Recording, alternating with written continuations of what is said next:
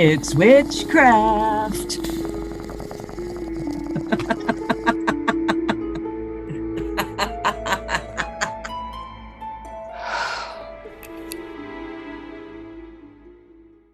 It's 4:20 a.m. Hi, and welcome to episode 33 of The Stoned Witches Hour with Chelle and Laylla.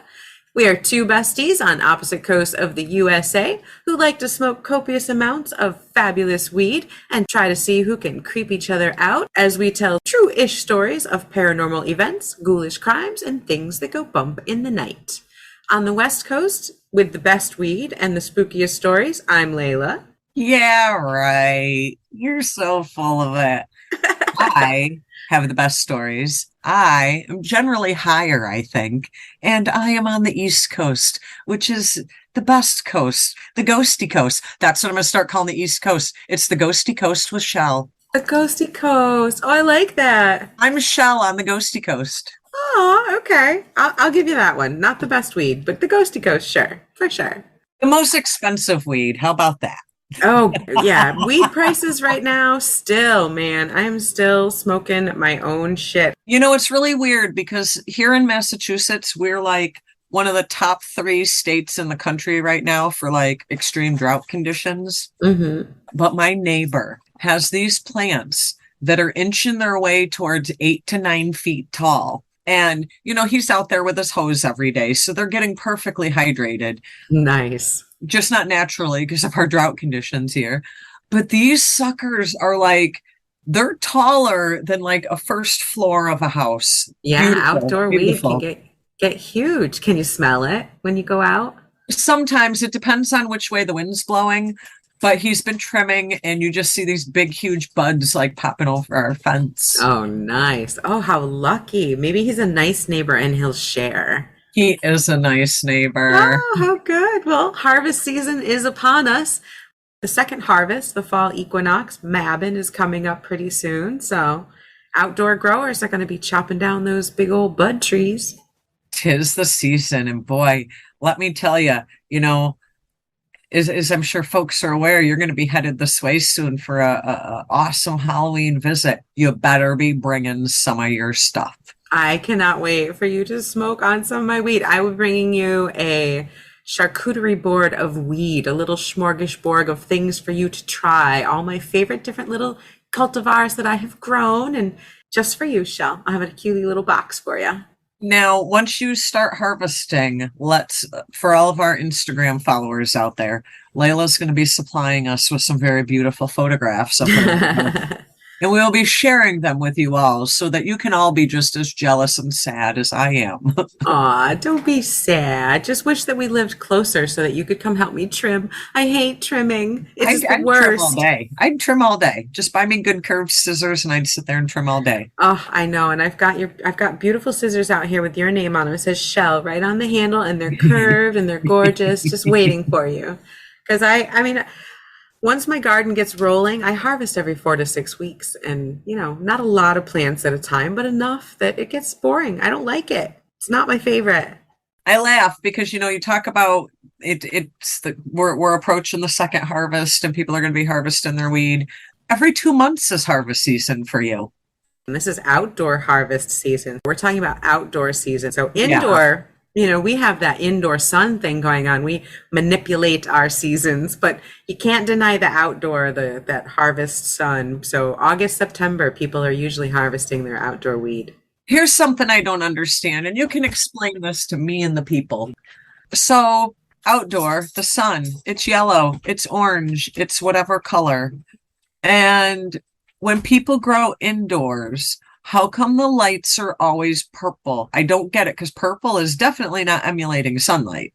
You wouldn't think, but a lot of people are using LED lights indoors, and that's especially where you'll get a lot of that purple color, and it comes from the different wavelengths. If you look at the bottom of the board, you'll often see blue, red, and white diodes. Little teeny tiny light bulbs, LED light bulbs underneath there, and they'll give off like the newer lights. I don't know if you've seen mine, but if you look at my garden, you can see that light doesn't look pink, right? No, it looks like a white light. But if I turn on my other lights that I have for my my baby tent, those do look pink.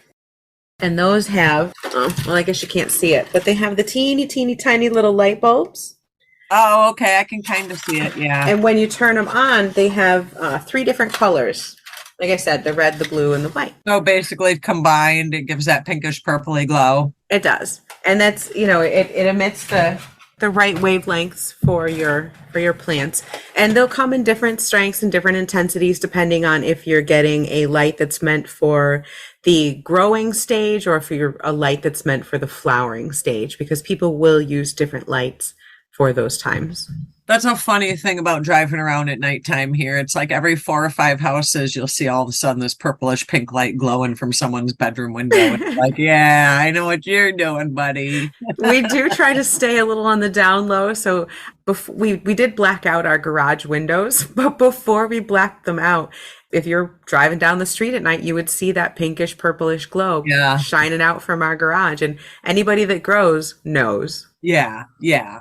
I mean, it's just funny the amount of people, because, there's this weird thing in Massachusetts. I don't think people like curtains here. I think we're anti-curtain here. So at nighttime, you're just seeing all these, like, especially if it's like a 2-story house, you'll see like one of the 2nd-story windows glowing. And nice. I love a legal state. Growing. Gotta grow. Everybody should grow. Everybody should be growing their own. It's relatively easy. You just got to get the good light, make sure you got the space, and grow your own, because it's fabulous, it's easy, and it's the best way to keep prices down and to keep, big business from fucking everything up. If George Washington can do it, you can do it too. There you go. There you go. That's right. Mr. Old Wooden Teeth Cherry Chopping Man himself. Pipe smoking George. Right? Right? The freaking Constitution's written on hemp paper. So seriously. So I wanted to tell you this like interesting thing. As you are aware, we're doing some witchy stuff a little more here. And I have recently, I had talked about not too long ago doing these spell jars. Mm-hmm. Kind of dig spell jars. I love mixing things. I'm the mixer of the group. I have gotten also into, because, once you get into one thing, it snowballs into other things. Different colored salts. Oh, interesting. With different intentions. So, how you get your traditional sea salt and it's white, like that crystally white looking sea salt? Yeah. So I started making black salt, and I've also made red salt. I need to work on some ingredients because I am also going to do a blue and a green and potentially a yellow salt, because I want quarter salt is kind of what I'm going for. But yeah, making intentioned salt, different colored salts. Now, for me, salt I usually use as a boundary, as a protection, as a cleansing. When I was a kid, I used to crawl out the window onto the roof of our extended porch, and I would do rituals in the moonlight there until I discovered that the salt circles I was drawing had baked into the tar of the roof, and you could see them clear as day. I was like, oh shit, I really hope nobody looks out that window with the roof. But anyway, so I use them a lot for cleansing, banishing, protecting, that type of thing. What would you use a colored salt for? Well, let me give you an example. You could use a red salt for things like, we talked a couple episodes ago about doing love spells. You could enhance things of that nature with a red salt. If, maybe you're trying to do some banishing, maybe you want to use more of a black salt to kind of add in additional intention above and beyond your traditional white salt. You might want a green salt to use with and enhance either a money ritual or a money spell. If I was going to do a whole ritual totally focused on prosperity, I could make that ritual circle with green salt. If my whole ritual's intention is going to be something prosperity driven, green salt would be perfect if I'm using my prosperity green salt. You see what I'm saying? The salt would help provide a grounding, protective element to that type of ritual. Right. And then kind of enhance it with the things that you're adding to the salt. Basically, just an enhancer. And I like doing pretty weird things that are a little different than the norm. So I was thinking about it because, I was finding some black salt at some stores, and I thought, black salt. And then I looked it up online, and, people will use various things to make black salt, such as, like, how I do the loose incense? They'll take the ashes from the loose incense and mix that with sea salt to make black salt. Oh, interesting. Okay. You're really just enhancing the intentions of the salt with different specific enhancements. You know what I'm saying? Whether you want that to be a banishing or a protecting or a attracting desire, attracting prosperity, attracting emotional wellness, whatever it may be. I just thought, what the hell? Colored salts. Let's do something fun. That sounds really cool. I love that. I love taking something that, you traditionally use in one way and kind of enhancing it and beautifying it and using it in a slightly different way. That's pretty cool. I mean, what's worst case scenario? It's still salt based, and you're still using all your little magical-y stuff with all your little magical-y intentions, mixing it with the salt. How bad can it be? Yeah, I like it. Perfect. Especially for this time of year. Who doesn't want a little salt, especially with, the veil of the worlds being a little bit thinner as our harvest counts down to Samhain, Yeah. And, in our last episode, we were kind of laughing and joking about it, but I mentioned that you see a lot of shadowy figures in my neck of the woods, just out of your peripheral vision, day to day, regular Tuesday type shit. With that veil getting a little thinner, when you live in an area that is extremely active, such as I do, a little extra oomph helps this time of year. It doesn't hurt at all.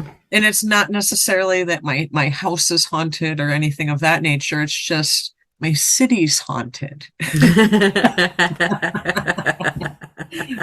But, maybe if I want to do some, say, emotional wellness type stuff, which I sometimes do leading up to Samhain each year, I might want to use like more of a blue salt doing some stuff.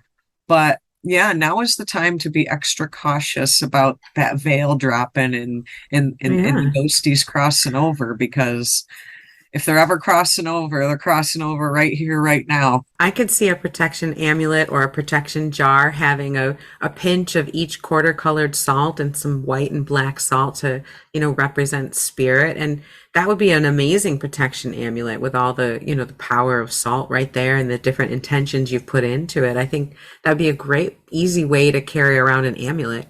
Right.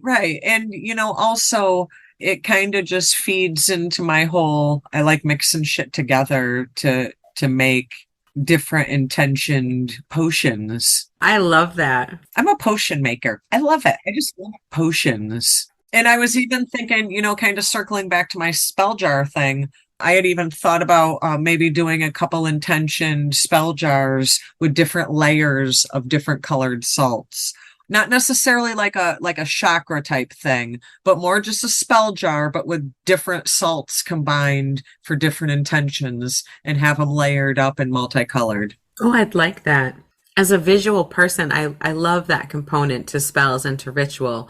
It's all well and good to do it in your head and to just see it, but how much more fun is it to actually physically do something and see it there? And it just makes it that much easier to kind of get in the mood and to kind of get into that magical groove. And then once you're done creating that thing, not only have you created it, but then after you actually physically have it there to look at. All right, and you call back that energy every single time you look at it or use it or pass by it in the room. So much fun. Which feeds into the whole idea of the spell. It's all a part of the pieces of the puzzle. So that's kind of what I've been doing lately, kind of gearing up because, we are in the witchy season and Mabin's right around the corner. Second harvest, the fall equinox. It is. In the blink of an eye, it'll be Samhain. So leaves have already started turning. I think a lot of that here, I honestly think some of it is drought. Yeah. Even here in the Northeast, you don't see leaves turning in August, for God's sakes. Not usually. It's just so dry. But typically, right around the beginning of September, that's when we're going to, even on a non-drought year, you'll start to catch those first hints of that fall smell or that fall wind. Even in California, you get to start to feel when the weather breaks, when just you get that little tiny hint of something right before right around the beginning of September, I think I start to sense fall coming. Yeah, actually, that was this weekend here in the Northeast. You were like, it's nice out, but it's a different kind of nice. Yeah, exactly. It's that different kind. You kind of feel the vibe changing as the season gets ready to shift. Damn you, pumpkin spice people. I am ready to get my basic fall bitch on. Absolutely. I cannot wait. I'm not a huge, I love pumpkin pie, don't get me wrong, but I'm not a pumpkin spice and everything kind of person. But I Right. do love fall, love it, cannot wait. I'm excited to be out there for the fall weather and to experience like real fall, nothing like East Coast New England fall. Oh, you mean Southern California doesn't have bitchin' falls? No, no, we do not. It's brown, it's dead, it's hot. It's hot. Motherfucking hot. We're getting into flannel time, at least Oh at no. nighttime. I've been doing this thing lately. I've been traveling up to New Hampshire on the weekends, and Nice. let me tell you, I was in New Hampshire last night, and it was like flannel. You could still wear shorts, but it was like shorts with a flannel shirt on weather, and it was like, yes. You sound like an upstate New York girl right there. Right? Flannel with your shorts on. Don't forget that I have the flip flops. Oh, perfect, perfect. That You need some doesn't, fuzzy Uggs flip flops. if that doesn't scream upstate New York, I don't know what does. Perfect, perfect. So, what are you smoking tonight over there, Chelle? I've actually just opened a thing of Endgame. I've smoked this before. I love this stuff. It's a great manipulative high. You can manipulate it to be down and gooey, or you can manipulate it to be up and chatty and active. I like this. I like this Endgame. I think this one is coming in at either 29 or 30. It's exactly what I expect when I get this particular, whatever you call it, Nice. flavor. That's perfect. I love that end game. You always seem to like that. And again, I am still smoking homegrown Gorilla Glue and some black You're cherry not allowed to call it gelato. that. Oh, right. Sorry. GG4. Fair. GG4. Got to satisfy the sensors. Everyone still calls it Gorilla Glue as far as I know. You know, and the funny thing is that everybody who smokes weed knows the difference between when you're talking about Gorilla Glue and when you're talking about Gorilla Glue. Yeah. Are you trying to fix your tent, or are you trying to get high? We know the difference here, Mr. Glue Company. Exactly, exactly. And it kind of turned me off the company when they were mad about the homage to them in weed. I mean, come on, get with the times. Be happy about it. Yeah. I'd be happy if there was weed named after me. If there was the Laylla strain, I'd be all over that shit. I never saw Tutti Frutti gum go after the weed industry. Just saying. It's true, but who the fuck knows that Tutti Frutti still makes gum? Oh, is that just like telling my age? We like to do that here. We do like to do that. But I have been like totally into these gelato strains lately. So even though I'm trying to save money and smoke my own lovely GG4, I had to get some gelato. And this is a Wow. black cherry gelato. Everything Ooh. lately is black something. I have had black diamond, black triangle, black cherry gelato, black Is night, it darker? Is it like a black darker cherry weed? pie. Yeah, all of these have been like a purple. They've been a purple strain. All the different black nomenclature ones I've had.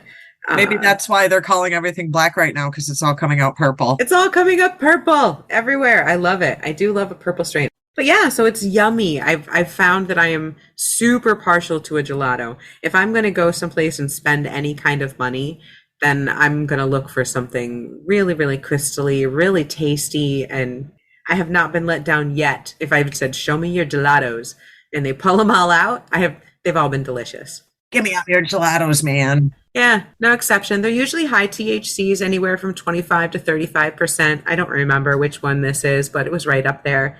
And it tastes fantastic. Tastes better than my GG4. But But it does still have here the ridiculous packaging. yeah. Some places are better than others. Lately, I've been going to this one grower that just does glass jars. Ah. And I can take the glass jars back. And Oh, okay. The recyclable. I love that. I am all over that. The person who's packaging them takes responsibility for their package and takes it back. Yes, please. Everyone should do that. Take Yeah. responsibility for your fucking packaging. If you're going to put it in a jar and shrink wrap it and then put it in a box and shrink wrap that and then put it in a fucking plastic clamshell case, you better take all of that back and have a plan to reuse it or recycle it. Right.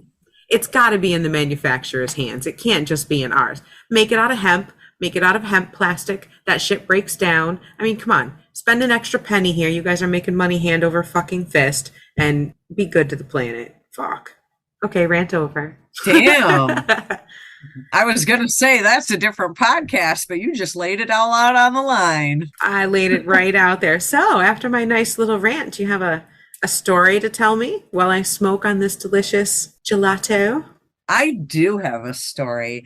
And, you know, with the second harvest approaching, with September approaching, which of course with September approaching means October is approaching.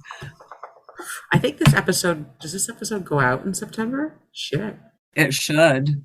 Hold on. With September here. So now that it's September, we have to gear up for what is known all across the land is the spookiest time of year.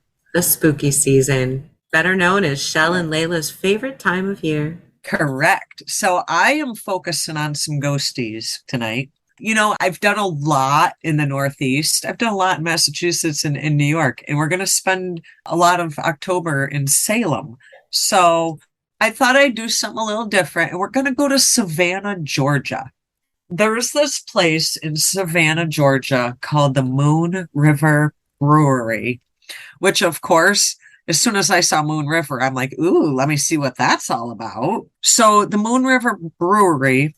Hey, I'm down for a Moon River Brewery. I would drink that shit. I'm not even a beer drinker, and that sounds fun to me.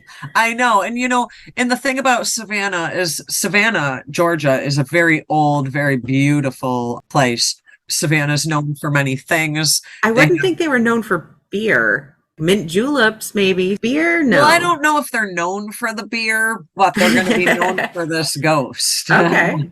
Now, it's only been the Moon River Brewing Company for like 10 years. Oh, okay. Never mind that. Yeah. It's the building and what it was prior and everything that happened prior. It just is present day. It is called the Moon River Brewing Company. Interesting. Yeah.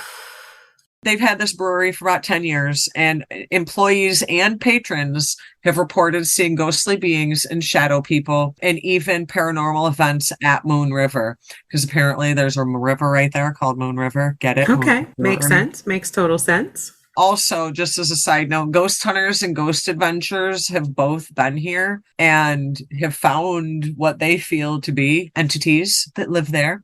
What it was is the building, like I said, it's only been the brewery for like 10 years, but the building itself was built in 1821 by a man named Laylla Early. And it was first... Quite the name. I know, right? In 1821, it was first used as the city's hotel. So basically, Savannah's prominent and wealthy residents would regularly gather here to drink their fancy drinks and have their fancy parties. And there was a lot of notable people who stayed at the city hotel. They had long stay things like, you know, those long stay, like rental things. Mm-hmm. So they would have like some of those early quote unquote celebrity type people, military generals. There were some folks that were delegations from other places would come over and stay at this hotel. I guess it's very fancy. They had a wide clientele of higher type people. Yes. Actually, General Sherman stayed at this hotel, but it had its last guest in 1864, right before the city was claimed during the American Civil War. Wow. So then it also then became, they ended up having it serve as a hospital, and it served as a hospital not only during the Civil War, but during some of Savannah's numerous yellow fever outbreaks. Oh, no.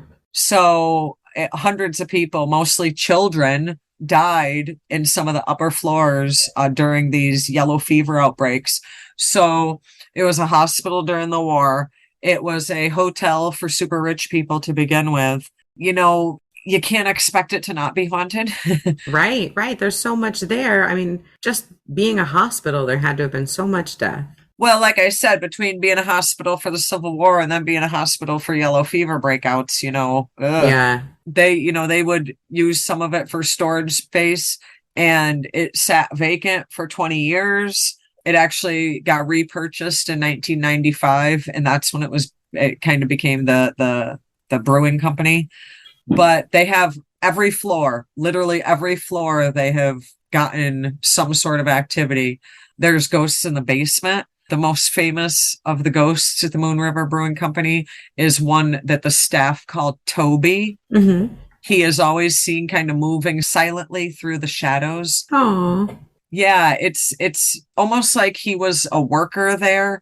At one point, for a brief period of time, it served as the city's post office, and they think that maybe Toby might have been a postal worker who kind of just doesn't realize he's not done working. How many incarnations has this building had? Well, it was built in 1821, so I mean, a dozen, Wow. just under a dozen. There was a woman that was doing a ghost tour that thought she encountered Toby and actually started to have panic attacks, and then they have to have an ambulance come get her. No shit. That's fucking creepy. She said the whole right side of her body became ice cold, and that she was hearing voices that she couldn't control, but she couldn't make out what they were saying. Oh, damn. Yeah, yeah. So then the second floor, there was a shooting, the famous shooting of James Stark. He was shot by the town physician, and he was killed at the top of the staircase to the second floor. So, of course, this guy is kind of meandering around. People say that they see his apparition and that he has a hole in him, basically like the bullet hole, and they can see his whole apparition, but then this hole they can see through more clearly. Oh, shit. Like, that sounds so horrible. Yeah, it does. Holy crap. That sounds like a creepy ghost to see. I don't want to see that. I know. On the upper floors, they have all kinds of shadowy figures. They have an infamous lady in white.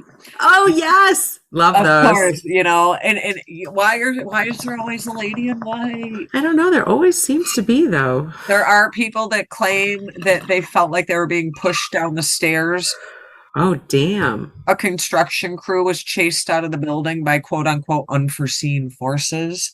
The fourth floor, I guess, harbors, they claim, a dark energy. And it is known that during a lot of the yellow fever outbreaks, that part, the top floor, was where a lot of the older people were that died. So between people who lost their battles with disease, people who were murdered, just a lot going on here. Yeah, that's a lot. Holy crap. And they all still seem to roam the halls. They all seem to still be there. They are actually doing ghost tours at this place. You can go anytime and get a ghost tour, which I think, I think the coolest thing about this, yes, ghost tours are cool, but you get the things like, this building was built in 1821. How cool is that? That's pretty fun. But, unfortunately, there was a lot of violence here. There was a lot of heartbreak here.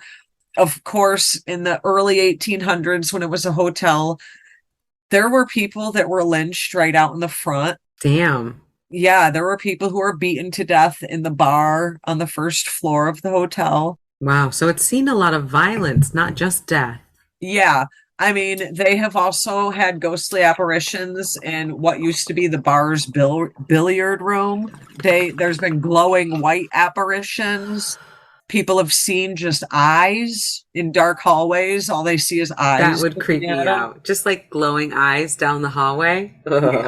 Yeah. But like I said, now it's an active brewery. It's one of those microbrews. You can go and have some yummy good stuff. Get some haunted beer. Have some haunted beer with some haunted freaking fried mozzarella sticks. I don't know. I love me some good haunted fried mozzarella sticks. I'm so there. But then you can also do the ghost tour that they have there.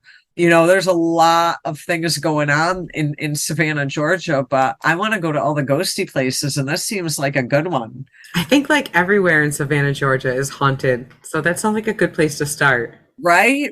And, I think one of the things that people forget is every city pretty much has some weird ghosty past. Yeah, if you look it up, you can find it. You don't even have to scratch very hard for a lot of these stories. They're right there. The local legends, the Yeah.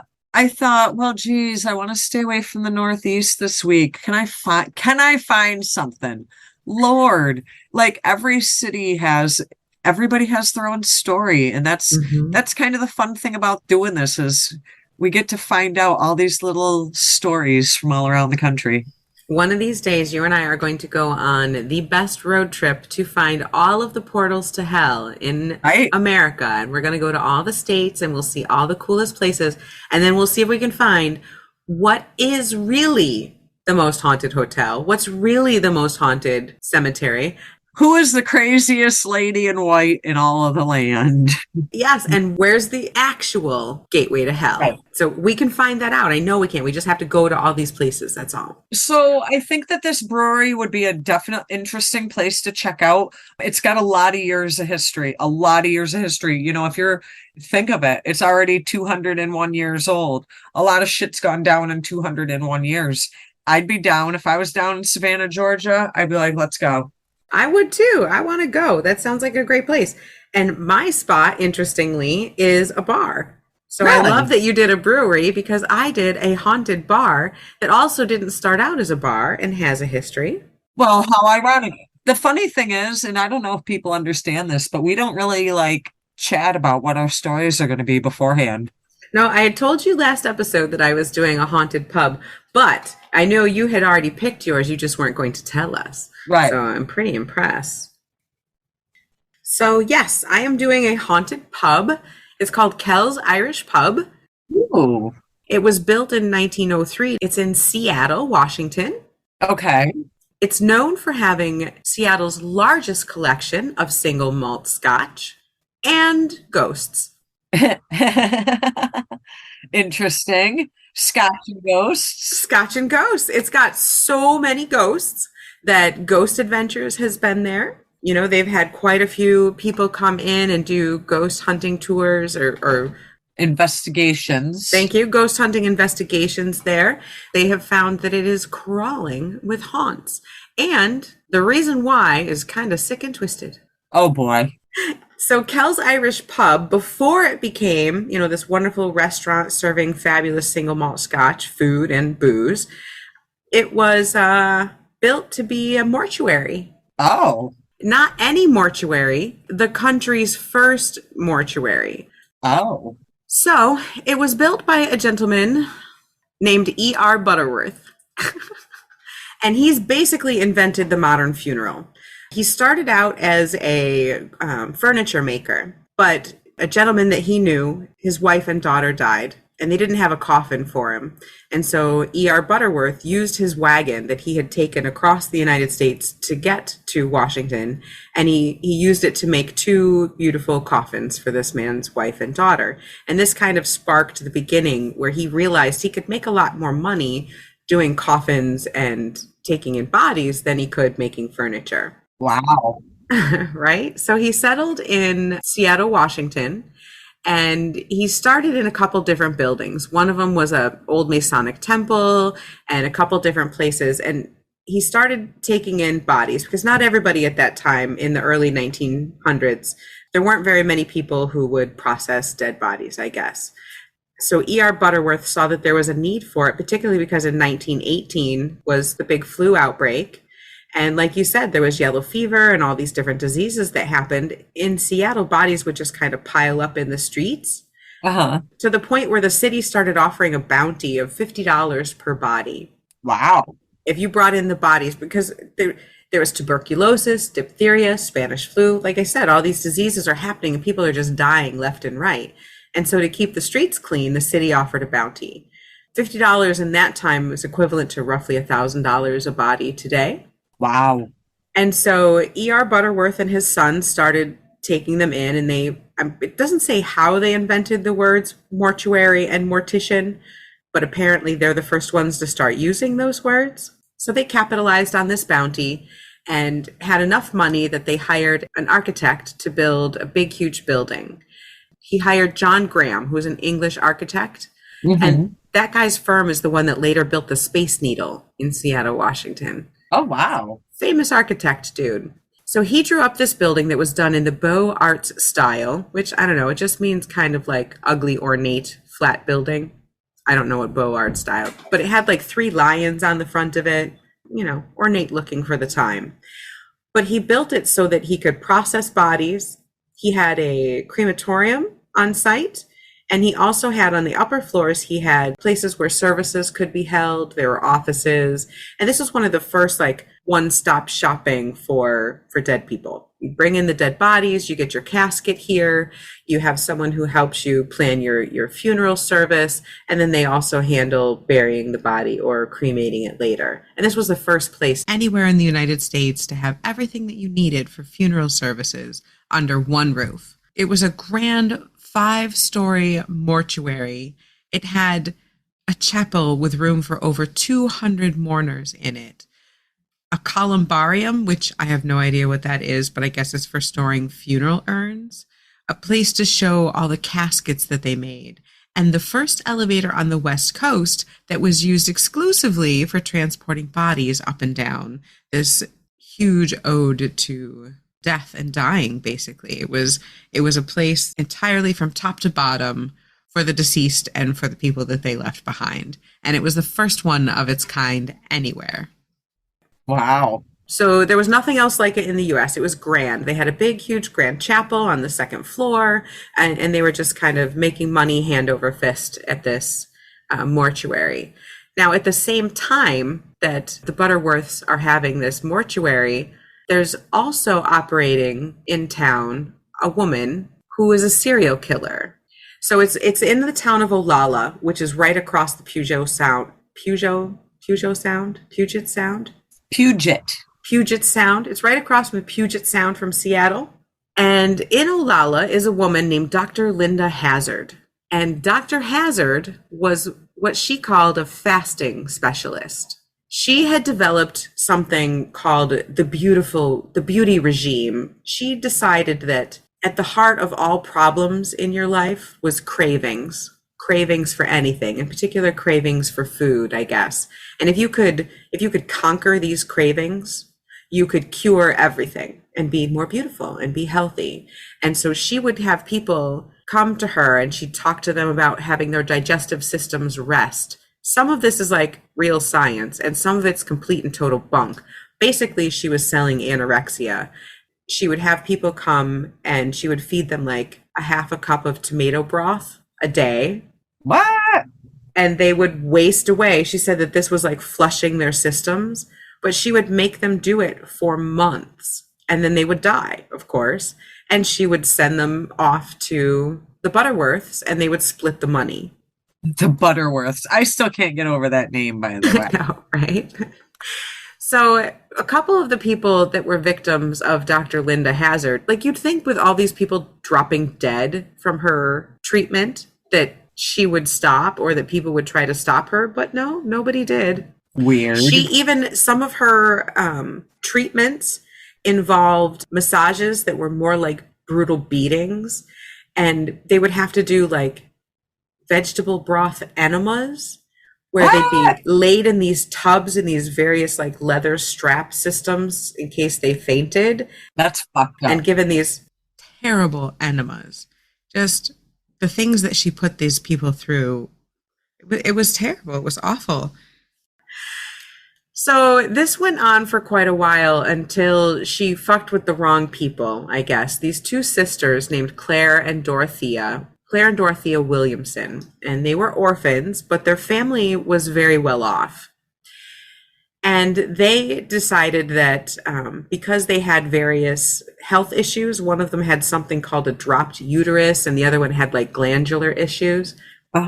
They thought that this new age treatment with Dr. Hazard would be the best thing for themselves. So they went to get treated. And like 50 days after they signed themselves in, they both were dropped down to about 70 pounds each. Oh, wow. They were going through a whole anorexic thing. Their bones were poking out and they couldn't even sit down. So unfortunately, this went on for a little bit longer and they both passed away. and they went to the Butterworth's mortuary. But the girls' family decided to check up on them and came all the way over to America and discovered that the girls had only weighed 50 pounds at the time of their death. Oh, wow. Yeah, so they, of course, raised a fuss, and there was an investigation done, and Dr. Hazard was found to not only have starved these girls, but she had also been appointed executor of Claire's estate and Dorothea's guardian for life.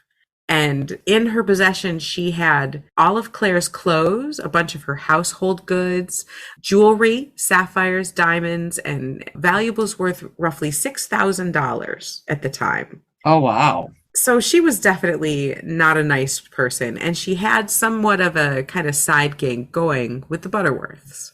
He and his sons had to know that something was shady with all the emaciated corpses that they were getting from Dr. Hazard, but they kept pocketing the money and they never raised any concerns. So she did eventually get caught and tried, but the Butterworths continued on, and after they all passed on, the building was sold, and it did become a bar. It was purchased in the 1990s, and it was turned into Kell's Irish Restaurant and Pub. Oh, it's weird to think of a Irish pub in Seattle, but anyway. Well, apparently they sell quite a bit of, fabulous Irish food there. Everybody loves it. Ooh. It's been owned by the Michelesi family since 2005. Now you can go there and get your single malt scotch. You can watch the ghosts. People very often see a couple ghosts that are considered regulars. There's a little girl who has red hair that's in ringlets, and she'll often be seen skipping through the bar. She likes to move glasses and move objects that are in the bar, and they think that she's one of the children that had died from the 1918 flu. Ah. And she's not dangerous at all, but she is known to giggle. People will hear her laughing and trying to get people to play games with her. And just like one of the ghosts that you mentioned, sometimes people will think she's a real child. Right. And will ask about her. Another one that's known, this one's a mirror ghost. He often pops up in the mirror, the Guinness mirror in the back, on the back wall. And people will see this older man wearing like a derby hat in the mirror, but he's nowhere in the room. Oh. He often shows up, particularly when there's Irish music. They play live bands at this bar. And so he'll show up very often when there's Irish music being played. People say that maybe Charlie doesn't like other mirrors because other mirrors being put up on the walls will shatter. They can't keep mirrors up in the place. Things will fall off the walls, pictures fall off the walls, glasses and things regularly move on the bar. And they regularly hear someone asking, "Why are you here?" Or they'll see an older man in a suit walking through the hallway. So some people have reported seeing the ghost of what appears to be a shooting victim, kind of stumbling all bloody and wounded before dropping to the ground, presumably dead, and then disappearing right before their eyes. And even the people that own it now say that they can still sometimes smell formaldehyde from the mortuary. Yeah. It's one of those very creepy places. So there's a lot of bodies there from mining accidents and violence, including some people who were killed by gun violence in the city. And sometimes they'll see a shooting victim walk through that has like what looks like it might be bullet wounds, just like you said, somebody who has a bullet wound. That's so weird because you never hear of that happening, and we both heard that. And now that we both have something to do with beer. It's so weird. But being a mortuary, they handled all sorts of different types of stuff. Yeah, not just from Dr. Hazard, the serial killer, but Right. also from the flu, from shooting victims. I mean, this was a tumultuous time, and they handled pretty much the burial of almost everybody in Seattle at that time. Right. It was built to handle the hundreds of dead bodies piling up, and it just didn't stop. There were so many things going on in the early 1900s. Yeah. So in 2010, Ghost Adventures from the Travel Channel went there and did an investigation. In their photos that they took, one of them has a disfigured child sitting on the steps going up to the bar. And they have EVPs of tortured whispers, people saying, "Help me," and people just sounding like that they're in pain, and the sound of footsteps. Oh. There's been another sighting was by a woman named Karen McAllis, and it's her family that owns the pub currently. And a few years ago, she was in the restaurant and she's absolutely sure that she saw a strange looking man in a suit come stumbling out of the kitchen. She says, quote, "He was a tall man with a suit jacket on. He had very thin hands. He walked to the end of the bar and just kind of faded." Another time, apparently a shaman was asked to come to the bar, and they ended up counting 19 ghosts, according to Mercedes Yeager, who's one of the people who leads ghost tours in the area. A lot of the ghosts that people see appear to be emaciated and gaunt, and it's speculated that these are the souls of people that were killed by Dr. Hazard's beautiful treatment. Now, the bar is so haunted that they keep holy water behind the bar along with the alcohol. I don't know if that's exciting or frightening. All the people that work there say that they regularly feel cold spots. They'll see people that shouldn't be there. It's one of the very most haunted bars in the country. So there you have it. Yet another haunted bar. I just think it's so cool that we both ended up with similar haunted bars. And it seems like these old buildings just kind of go through so many incarnations of different things that they just keep kind of picking up all these different energies and vibes, Yeah, I know. It was crazy. I am eating Crunch and Munch. I'm sorry, but when you're high, Crunch and Munch is good. I wish I had some Crunch and Munch. I would totally eat Crunch and Munch. That's delicious. I feel like that's such like an 80s snack and I love it. Oh, so good. Who doesn't love caramel and popcorn? I mean, it's right? Fantastic. So, mortuaries and breweries, hell, craziness. Too many ghosts to count. But how fun would it be to go someplace and have your little fried mushrooms and some good single malt scotch and just sit back and watch the ghosty stuff fly. I know. I don't know about the mirror ghosts, though. Those creep me out. I do not like ghosts in mirrors. That's just weird. Too alternate dimension-y for me. I guess it just reminds me of the horror movies when we were younger, where like something was always coming to screw your ass out of that mirror. That's true. That's true. If you see an entity in a mirror, I mean, that's when you kind of leave. That's the time when you get out, really. Yeah. What's the common wisdom? Should you break the mirror or not break the mirror if you see something creepy in it? All right. Based on my spiritual beliefs, I find it to be bad luck. So I cannot do that. No, it is against my nature. No. Yeah, I'm in the don't break the mirror camp. I feel like if you break it, you're releasing something. So I'm in the spray paint it with black spray paint, do something, maybe bury it somewhere. Don't break it. Breaking it, you are asking for something that you might as well just fuck around and find out with a Ouija board if you're going to go break the mirrors. There you go. That's right. But, we should go to these places because I hear at Kell's, they regularly get orb photographs. They see shapes and figures and blurred figures, and there's lots of EVPs that get caught there. So I would love to go do an investigation at both of these places and see what we could find. Hell yeah. Oh, and speaking of investigation, when we come out there, we're going to be doing some investigations at maybe at least one of these stops. We should ask our listeners, what do you want us? What do they want to hear? Yeah, what do you want to hear? What do you want to hear, and what is your favorite investigative tool? Do you like the EVPs? Do you like pictures? Do you want the spirit box? What are you looking for? Do you like the little flashlight game where they turn the flashlight on and off? What's your favorite, most interesting, most unexplainable ghost hunting tool? I want to know. We'll do it. Or do you like just saying, hey, is anybody out there? Right? And then going, the thermal imaging and checking the different cold spots. And of course, we're both going to be in our best witchy intuitive modes, trying to suss out any feelings or psychic impressions that we get from the areas. So I'm really stoked. And I kind of want to, I know this is like offering your collection of tarot cards up, but damn, you've got the best tarot card collection. I almost want to do a little competition contest maybe with our listeners. We're getting some of these, listener stories, creepy, spooky, stoner, witchy stories, personal stories for our next book 3 of your spooky stories. How about, of the ones that we pick, We'll each of us pick one at random, and we'll give that person a tarot reading using a random one of your tarot decks. What a fabulous idea. So send in your stories. If we pick your story, we just might pick it for you to get a tarot reading. One from Chelle, one from Laylla, with some random, amazing, awesome deck from Chelle's collection. But yeah, if you want to win a tarot reading, send us a spooky true story.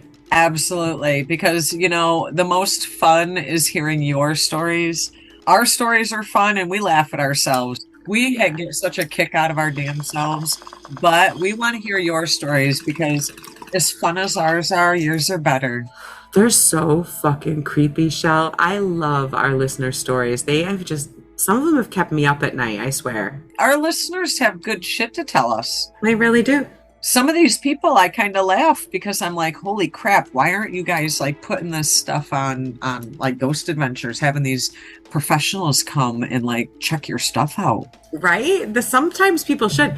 Honestly, they should go check out my dad's old house. Yeah, right? Ghost Adventures should totally go there.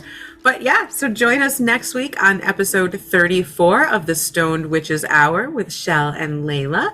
We will be dropping a new episode at 4:20 a.m. next Wednesday. Be there or be square. Be high, be happy, and get ready to be spooked. Hell yeah.